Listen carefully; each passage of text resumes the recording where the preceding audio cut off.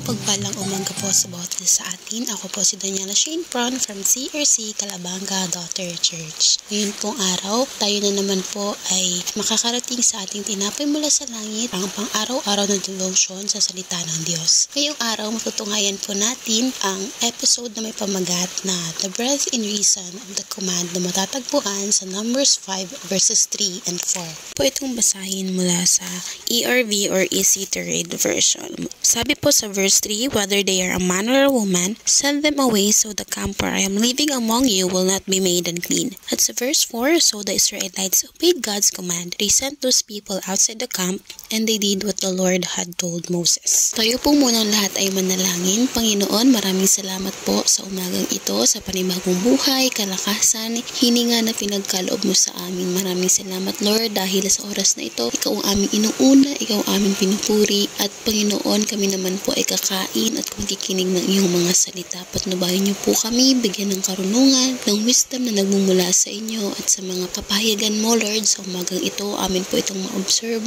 amin po itong dalhin sa pang-araw-araw namin na pamumuhay at maging kalakasan ito sa aming spiritual na pamumuhay. Maraming salamat, Panginoon. Pinupuri ka po namin, pinapasalamatan sa umagang ito. Ito ang aming dalangin sa pangalan mo, Jesus. Amen. From the previous episode, maalala po natin na ang Diyos ay naglatag ng tuntunin patungkol sa mga taong maituturing na marumi. Ito ay ang mga taong may sakit at karamdaman. Sila ay inihiwalay upang hindi na makahawa pa sa iba lalo na sa mga bayang pinili ng Diyos. Sa spiritual na konteksto, hindi nais ng Diyos Ama na ipabilang ang kanyang mga anak sa mga makasalanan kung kaya't ang Panginoong Hesus ay nag-alay ng kanyang buhay para sa atin upang kailanmay hindi na tayo maituturing pang marumi sa harapan ng Diyos. Sa versikulo 3 hanggang 4, sa loob ng kampamento, ang unclean people, mapababae man o lalaki, ay kinakailangan ialis sa clean camp, but this does not make them less as a human, at bilang kabilang sa bayang pinili ng Diyos.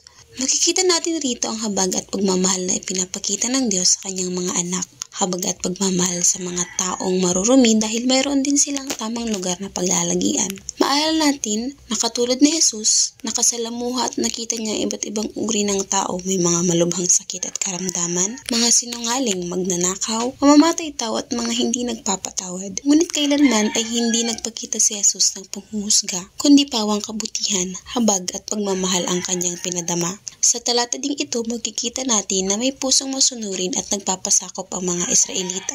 Sinunod nila ang utos ng Diyos. Ang ating Diyos ay Diyos ng kaayusan at nais niyang mapanatiling banal ang kampamentong kinaroroonan ng mga Israelita. Alam natin na kailanman ay hindi tayo mabibigo sa pagsunod natin sa kalooban ng Diyos. Ang pagsunod ay may kaibat na pagpapala, kaayusan at buhay. At bilang mga Kristiyano, nararapat lamang na tahakin natin ang daan na nais ng Panginoon na ating lakaran. Sa ating pagtatapos, dalhin natin ang mga nakasulat mula sa Roma 6 verses 5 to 6 at verses 12 to 13. Sapagkat kung nakasama tayo ni Kristo sa isang kamatayan katulad ng kanyang kamatayan, tiyak na tayo ay makakasama rin niya sa muling pagkabuhay na katulad ng kanyang muling pagkabuhay. Alam natin na ang nating pagkatao ay naipako na sa krus kasama niya upang mamatay ang ating makasalanang pagkatao at na hindi na tayo maalipin pa ng kasalanan. Sa verses 12 to 13, huwag na ninyong paghariin ang kasalanan sa inyong mga katawang may kamatayan upang hindi na ninyo sundin ang masasamang hilig nito. Huwag din ninyong ipainlalim sa kapangyarihan ng kasalanan ang alinmang bahagi ng inyong katawan bilang kasangkapan sa paggawa ng kasamaan. Sa halip,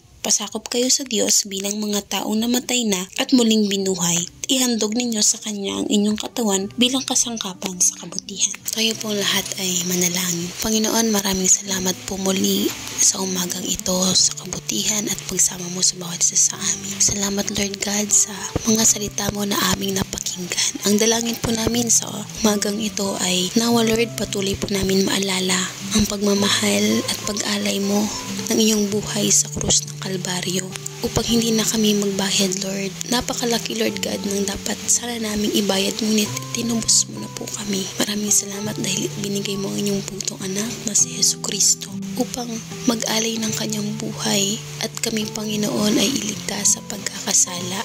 Kaya Panginoon, mayroon kaming tinatamasang magandang buhay na puno ng pagmamahal na galing sa iyo. At maraming salamat Panginoon sa umagang ito nawa Lord God. Ang mensaheng ito ay patuloy po naming dalhin sa pang-araw-araw na pumuhay. Maaalala po namin ang labis mong pagmamahal sa amin sa pamamagitan ng pagkilala namin sa ginawa ng Panginoong Hesukristo sa krus ng Kalbaryo. Maraming salamat Lord sa umagang ito. Gabayan niyo po kami sa buong maghapon at ikaw nawa Panginoon ang aming napapurihan at napasalamatan sa umagang ito. Ito po ang aming dalangin sa tanging dakilang pangalan mo Jesus. Amen. Maraming salamat po sa inyong pagkikibahagi sa ating programa. Lagi po nating pagnilayan ang salita ng Diyos mula sa ating puso dahil lubos ang magiging kaunawaan natin dito. Muli po ninyo kaming samahan bukas sa pagnilay ng kanyang mga salita dito sa programang Tinapay Mula sa Langit. Malaya po ninyong i-share ang video upang kayo rin ay maging pagpapala sa iba. Pagpalain po tayong lahat ng Panginoon. Magandang